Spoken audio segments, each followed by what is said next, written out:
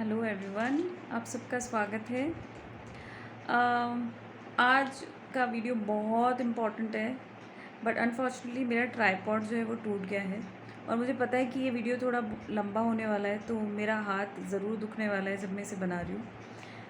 पर प्लीज़ ये एक बहुत इम्पॉर्टेंट वीडियो होने वाला है और ये बहुत इन्फॉर्मेटिव है, तो आप प्लीज़ इसे एंड तक ज़रूर देखिएगा। क्योंकि मैंने बहुत सारे वीडियोस देखे इंटरनेट पर, यूट्यूब पर बहुत सारे वीडियोस हैं जो लॉन्जाइनस के ऑन द सबलाइम पर है, लेकिन मुझे कहीं ऐसा लगा कि उनके अंदर कहीं ना कहीं एक इम्पॉर्टेंट इन्फॉर्मेशन, कोई ना कोई इन्फॉर्मेशन जो है वो मिसिंग है। तो मैंने सोचा मैं इसके ऊपर एक वीडियो बनाती हूँ। तो आप सबके सपोर्ट की मुझे ज़रूरत है। प्लीज़ ये एक अच्छा वीडियो होने वाला है, लेकिन मेरे पास ट्राइपॉड नहीं है, कोई टेक्निकल टीम नहीं है, और तो मैं आपको बहुत अच्छा क्वालिटी वीडियो तो नहीं दे सकती हूँ, लेकिन ये इन्फॉर्मेशन डेफिनेटली आपको बहुत अच्छी देने वाला है। क्योंकि मेरा जो मोटिव है इस वीडियो को बनाने का वो ये है कि मैं आप सबको ये शेयर कर पाऊँ कि लॉन्जाइनस का ऑन द सबलाइम जो ऐसे है उसका मेन स्ट्रक्चर क्या है, कि वो कैसे शुरू हो रहा है, वो शुरुआत में क्या बात करता है, मिडिल में क्या है, एंड में क्या है। इसका जो टेक्स्ट ये जो है आपके लॉन्जाइनस जो हैं, आप सबको पता है कि ग्रेको रोमन क्रिटिसिज्म के एक जो क्रिटिक हैं आपके, वो लॉन्जाइनस हैं। और लॉन्जाइनस को सबसे पहले मोस्ट इम्पॉर्टेंटली ये नोट कर लीजिएगा कि R.A. स्कॉट जेम्स जो है, उन्होंने सबसे पहली बार इन्हें द फर्स्ट रोमांटिक क्रिटिक कहा था। और ऑन द सबलाइम वर्क जो है वो इसीलिए इम्पॉर्टेंट हो जाता है क्योंकि ये वर्क ये डिफ़ाइन करता है कि कोई भी पीस ऑफ लिटरेचर है वो किस वजह से बहुत ही श्रेष्ठतम होता है या श्रेष्ठतम नहीं होता है। क्योंकि बेसिकली सबलाइम शब्द का अर्थ क्या है? सबलाइम शब्द का अर्थ है श्रेष्ठतम, और श्रेष्ठतम होना, यहाँ पर किस चीज़ की श्रेष्ठतम होने की बात हो रही है? यहाँ पर बात हो रही है कोई भी work of peace of literature जो है वो श्रेष्ठतम है या नहीं है, या फॉल्ट्स ऑफ स्टाइल हैं उसके बारे में इसके अंदर बात हो रही है। तो सभी लोग, ये बेसिक इन्फॉर्मेशन सभी लोगों को पता है कि इसकी जो एग्जैक्ट डेट है ऑन द सबलाइम की, ऑथरशिप की, वो सर्टेन नहीं है। और 1554 में एक इटालियन क्रिटिक रॉबर्टेलो जो है, उन्होंने ये कहा कि ऑन द सबलाइम वर्क जो है डायोनीसियस लॉन्जाइनस जो है उन्होंने लिखा था।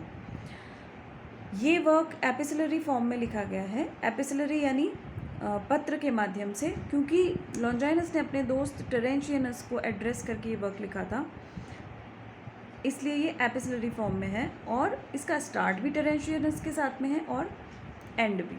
सबसे लास्ट में भी टेरेंशियनस का नाम आता है और स्टार्टिंग में भी टेरेंशियनस का नाम आता है, क्योंकि वो एड्रेस कर रहे हैं इसको, माय डियर फ्रेंड टेरेंशियनस, मेरा उद्देश्य ऑन द सबलाइम को लिखने का ये है कि, ऐसे करके उन्होंने इसको स्टार्ट किया है। इसका 1/3 भाग जो है, 1/3 भाग जो है वो खो गया है, नहीं है। और सिसिलियस नाम के किसी राइटर हुए हैं, एक सिसिलियस, उन्होंने भी ऑन द सबलाइम, सब्लिमिटी के ऊपर कुछ लिखा था और उसमें कुछ गलतियां थी। उन गलतियों को इंगित करने के लिए लॉन्जाइनस ने ऑन द सबलाइम ऐसे लिखा।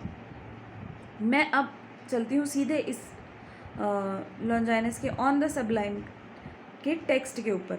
जो टेक्स्ट मैंने इनका देखा है, क्योंकि ये ग्रीक लैंग्वेज में लिखा गया था, ग्रीक भाषा में लिखा गया था, इसका बाद में अनुवाद हुआ है। अनुवाद कई लोगों ने किया है, अलग अलग तरीके से किया है। तो जिनका अनुवाद मैंने पढ़ा था उन्होंने इसे 29 भागों में बांटा था। इस ऐसे को 29 भागों में बांटा गया। हम हमारी सहूलियत के हिसाब से इसको कुछ भागों में बांट देते हैं। तो मैं सबसे पहले आपको बताऊंगी कि वो कुछ भाग जो हम इसके डिवाइडेशन हम किस तरीके से कर सकते हैं, ताकि हमें ये पूरा ऐसे जो है वो याद हो जाए कि ऑन द सबलाइम के अंदर कब और कहाँ क्या कहा गया है। इसे हम इस तरह से याद कर सकते हैं कि सबसे पहले इंट्रोडक्शन का पार्ट आता है। इंट्रोडक्शन के पार्ट में इंट्रोडक्शन के बाद में बताया गया है कि सब्लिमिटी क्या है, इसकी डेफिनेशन बताई गई कि एक्चुअली सब्लिमिटी क्या है, सबलाइम शब्द क्या है। तो लॉन्जाइनस ये बताते हैं कि उनके नज़रिए में सबलाइम शब्द का क्या अर्थ है। उसके बाद वो बताते हैं कि क्या ये जन्मजात होता है, सब्लिमिटी क्या जन्मजात है, या फिर इसे हार्ड वर्क के माध्यम से या थोड़ी अगर हार्ड वर्क किया जाए तो क्या सब्लिमिटी जो है या इस श्रेष्ठतम स्थिति को क्या प्राप्त किया जा सकता है।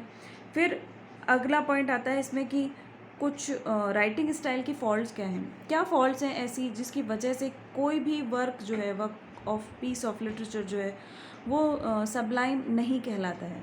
तो इन फॉल्ट्स के बारे में बात करते हैं। उसके बाद वो बताते हैं कि ट्रू सबलाइम क्या है और फॉल्स सबलाइम क्या है, यानी सच्ची श्रेष्ठतम और फॉल्स सबलाइम क्या चीज़ है, उन दोनों के बीच में डिफरेंस के बारे में बात करते हैं।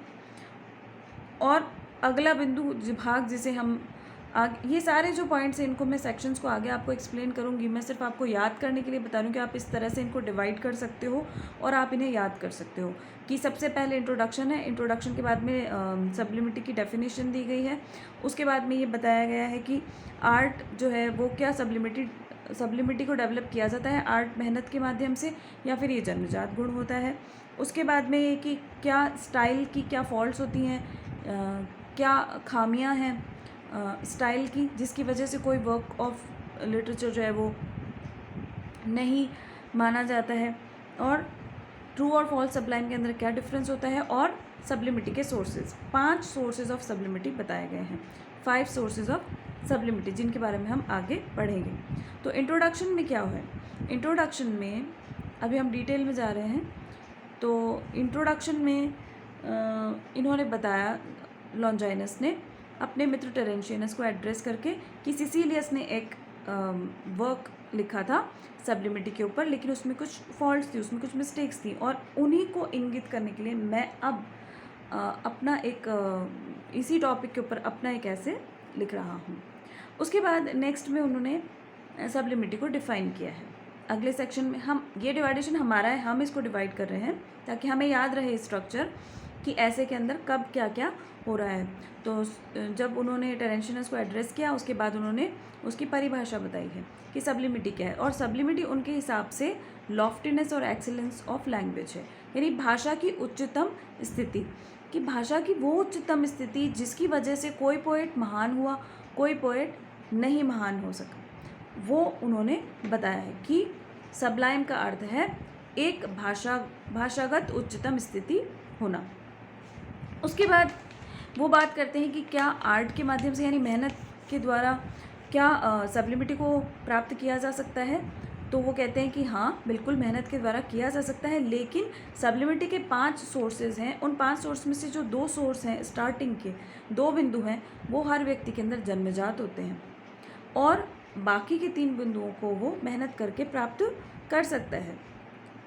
उसके बाद वो बात करते हैं कि कुछ फॉल्ट्स जो है स्टाइल की, कोई भी राइटर जो है वो एक अच्छा राइटर क्यों नहीं बन पाता है, उसकी राइटिंग की क्या फॉल्ट्स होती हैं जिसकी वजह से उसका वर्क जो है वो सबलाइम नहीं कहा जाएगा। तो वो कहते हैं कि या तो कोई राइटर जो है वो टिमिडिटी की वजह से या बॉम्बास्ट, टिमिडिटी और बॉम्बास्ट ये फॉल्ट्स हैं स्टाइल की। टिमिडिटी यानी या तो भयग्रस्त होकर के कोई व्यक्ति उसे अच्छे से डिफाइन नहीं करता है, या कोई व्यक्ति बहुत ज़्यादा बड़ा चढ़ा करके बता देता है। बॉम्बास्ट यानी बहुत अधिक बड़ा चढ़ा करके बता देना। प्यूरिलिटी एंड ग्रैंडिलोक्वेंस, प्यूरिलिटी का मतलब हुआ कि बचकाना कोई बात है, कोई बिल्कुल बचकानी सी बात है और उसको बढ़ा चढ़ा के बता दिया जाए, तो आखिरकार आपका जो मुख्य बिंदु है वो तो बचकाना ही है ना। उसके बाद उन्होंने कहा है कि फ्रिजिडिटी, फ्रिजिडिटी का मतलब हुआ जड़ता। यहाँ पे किस जड़ता की बात हो रही है कि जब आपका राइटिंग स्टाइल लचीला नहीं है, और ये सारी फॉल्ट्स जो हैं जो अभी तक उन्होंने बताई हैं, बॉम्बास्ट हो गया, फ्रिजिडिटी हो गई, प्यूरिलिटी हो गई, टिमिडिटी हो गई, ग्रैंडिलोक्वेंस, ये सारी जो फॉल्ट्स हैं, ये सारी जो गलतियाँ हैं, ये सारी गलतियाँ किस वजह से उत्पन्न होती हैं। कोई भी राइटर इनको क्यों करता है, क्योंकि वो नॉवेल्टी की खोज कर रहा है, नएपन की खोज कर रहा है। वो चाहता है कि उसका वर्क तो किसी और के वर्क से थोड़ा डिफरेंट हो, कि वो लोगों के आकर्षण का केंद्र बने। इसे आप बहुत सरल शब्दों में ऐसे समझ सकते हैं कि आपने कोई पैराग्राफ देखा, आपने देखा उस पैराग्राफ को, उसमें ढेर सारे ऐसे शब्द हैं जो आप नहीं जानते हैं, उन्हें देख कर के आप बड़े अभिभूत हो गए और आप कहते हैं कि अरे ये तो बहुत अच्छा लिखा है, लेकिन जब आप वास्तविकता में उसके अर्थ को समझते हैं, एक एक शब्द का अर्थ करते चले जाते हैं, तो आपको लगता है अरे कोई लिंक ही नहीं है उसमें पहले शब्द का दूसरे शब्द के साथ में, और उसका कोई सार्थक अर्थ ही नहीं निकल रहा। यानी बाहर से एक्सटीरियर उसका बहुत खूबसूरत है, लेकिन वास्तविकता में वो एक खोखला विचार आपके सामने प्रस्तुत करता है। तो ये जो है, ये सबसे बड़ी फॉल्ट है, ये सबसे बड़ी राइटिंग स्टाइल की फॉल्ट होती है। क्योंकि नया बताने के लिए, अपने आप को यूनिक बताने के लिए कोई भी राइटर क्या करता है, ढेर सारे शब्दों का प्रयोग करता है जो कि बहुत बड़े बड़े शब्द हैं, लेकिन वास्तविकता में वो एक सब्लिमिटी का साइन बिल्कुल नहीं है। ऐसी लेखन शैली सबलाइम नहीं मानी जा सकती है। अभी उसके बाद वो जो मुख्य बिंदु इस ऐसे के अंदर है वो ये है कि ट्रू सबलाइम और फॉल्स सबलाइम में क्या अंतर होता है। देखिए, सबलाइम शब्द जो है उसको हम ऑलरेडी डिफाइन कर चुकी हूँ मैं कि सब्लिमिटी का मतलब ही यही है कि एक उच्चतम श्रेष्ठतम स्थिति होना। लेकिन ये उच्चतम और श्रेष्ठतम वास्तव में जो वास्तविक श्रेष्ठता है, या खाली एक ऐसा ही बाहरी खोखला दिखावा है, जो भी मैंने आपको समझाया, उसको जानने के लिए लॉन्जाइनस आपको ट्रू सबलाइम और फॉल्स सबलाइम के कुछ अंतर बताते हैं। तो सबसे पहले मैं आपको ट्रू सबलाइम के बारे में बताऊंगी कि कोई भी पीस ऑफ लिटरेचर, कोई भी वर्क ऑफ लिटरेचर जो है वो ट्रू सबलाइम का है, ये जानने के लिए आप कुछ बिंदुओं को ध्यान में रख सकते हैं, ऐसा लॉन्जाइनस ने कहा है। जैसे पहला बिंदु हो गया कि जो true one uplifts our soul, uplifts our soul, कि जब हम कोई ऐसा वर्क ऑफ लिटरेचर पढ़ते हैं, पीस ऑफ लिटरेचर पढ़ते हैं जो कि वास्तविकता में सबलाइम वर्क है, श्रेष्ठतम वर्क है, तो हमारी जो अंतरात्मा है वो एक परम स्थिति में पहुंचती है और हमें एक आंतरिक आनंद की अनुभूति होती है, जो कि एक अनपैरेलल्ड जॉय है, जिसकी कहीं कोई सीमित व्याख्या नहीं है। मतलब असीमित प्रेम की अनुभूति हमें उसे पढ़ करके होती है। It arises from lofty ideas which are clothed in lofty language, कि बहुत ही उच्च विचार होते हैं जो कि बहुत उच्च भाषा के अंदर लिखे गए होते हैं। ये जो वर्क है, ये जो ऐसा लिखा गया जो वर्क है, तीसरा पॉइंट, वो हमें क्या देता है, परम आनंद की अनुभूति देता है। यानी वो जटिल है, लेकिन फिर भी हम उसे पढ़ते हैं तो वो हमें परमानंद की अनुभूति देता है। हम जितनी बार उसे पढ़ते हैं, हम उतनी बार उसे कुछ नया पाते हैं। ये बिल्कुल वैसा ही है जैसे आपकी कोई फेवरेट मूवी है, या आप किसी मूवी को 50 बार, 60 बार, 70 बार भी देखते हैं, लेकिन आपको हर बार वो मूवी अच्छी लगती है। वो बिल्कुल एक आपके ट्रू सबलाइम का एक एग्जाम्पल है। तो ऐसे ही कोई पीस ऑफ लिटरेचर जो है, यदि आप उसे बार बार पढ़ रहे हैं, बार बार पढ़ रहे हैं, बार बार पढ़ रहे हैं, लेकिन आप उसमें हर बार आनंद की अनुभूति कर रहे हैं, तो वो निश्चित रूप से एक ट्रू सबलाइम का वर्क है। Every time it suggest new ideas and feelings, it never grows stale. ये कभी भी, इसकी जो शुचिता है और इसमें जो रुचि है, वो रुचि हमारी कभी कम नहीं होती है। Pleases all and pleases always, ये सदैव ही हमें आनंद की अनुभूति देता है। बल्कि इसके विपरीत जो एक फॉल्स सबलाइम का वर्क होगा, ऐसा वर्क होगा जो कि बाहर से ऐसा लगता है कि अरे ये तो बहुत श्रेष्ठ वर्क है, श्रेष्ठ कार्य है, लेकिन जब उसे आप वास्तव में पढ़ेंगे तो वो आपको समझ आएगा कि वो एक फॉल्स सबलाइम का वर्क है। तो उसको पहचानने के लिए आपको कुछ बिंदु उन्होंने दिए लॉन्जाइनस ने, और वो बिंदु क्या है कि it consist merely of a gorgeous exterior. इसका सिर्फ बाहरी आवरण जो है, बाहरी जो है वो एक्सटीरियर जो है इसका, वो आपको बहुत ही खूबसूरत नज़र आता है, पर वास्तव में जब आप इसमें डीपर इसके अंदर थॉट्स आप देखते हैं तो आपको ये चीज़ समझ आती है कि ये कोई बहुत अच्छा आनंद देने वाला पीस ऑफ वर्क नहीं है। So there is bombast of language, इसमें सिर्फ और सिर्फ क्या है, शब्दों का भंडार है। बहुत सारे शब्द, ढेर सारे शब्द जिनका कोई अर्थ नहीं निकलता, नए नए शब्द, कठिन शब्द, लेकिन जिनका कोई वास्तविक अर्थ नहीं निकलता है। ये एक बहुत ही पॉम्पस लैंग्वेज होती है, दिखावे वाली लैंग्वेज होती है। Affected is use to clothe through which are essentially trivial and pure. ऐसी थॉट्स को ये छुपाना चाहता है जो कि बहुत ही बचकानी और बहुत ही तुच्छ सोच है। ऐसी तुच्छ सोच को बड़े बड़े शब्दों में ढाँक करके प्रस्तुत किया जाता है। बिल्कुल वैसे ही जैसे एक बहुत ख़राब सी डिश है खाने की, पर उसके ऊपर बरक लगा करके और उसे बड़े काजू बादाम पिस्तों से सजा करके आपके सामने पेश किया। आपने उसे देखा और आप बड़े खुश हो गए उसे देख करके, लेकिन जब आपने उसे चखा तो उसका टेस्ट बहुत ही गंदा था। बिल्कुल वो ही आपका फॉल्स सब्लाइम है कि एक्सटीरियर इसका बहुत खूबसूरत होता है, लेकिन वास्तव में ये खोखला विचार है जिसका कोई अर्थ नहीं है। ये आपके जो है डिफरेंस है ट्रू सब्लाइम और फॉल्स सब्लाइम के बीच में। उसके बाद ये लगभग 8 सेक्शंस जो हैं टेक्स्ट के, वो इन सारी चीज़ों के ऊपर बात करते हैं। उसके बाद शुरू हो जाता है बहुत डिटेल में डिस्कशन किया गया है कि सब्लिमिटी के कौन से सोर्सेज होते हैं, यानी स्रोत क्या हैं सब्लिमिटी के। तो इसके 5 स्रोतों के ऊपर